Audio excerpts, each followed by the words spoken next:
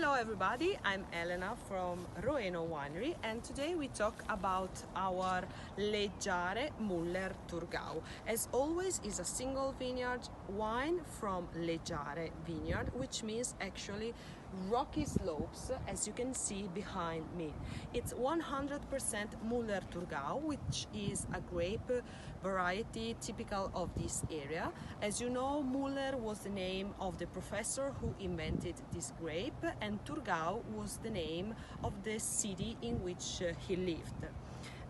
This is a white and fresh kind of white wine, which really reflects the area where it comes from. This wine is fragrant with a nice bouquet of mountain white flowers, honey and citrus blossom. Let's take a sip.